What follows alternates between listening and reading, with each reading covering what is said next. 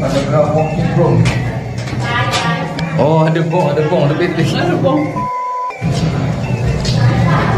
Oh, ni mungkin dia orang tidur. Oh, tempat tidur. Oh, ni tempat tidur dia orang. Dia orang tidur dalam ni.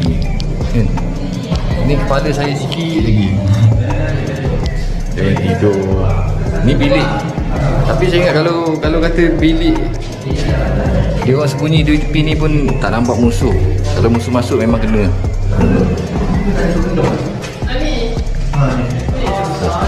Oh, ni lah lubang dia orang masuk makanan. Okey. Sekarang kita ada lorong nombor 6. Nombor 6 ni dia cakap pergi atas.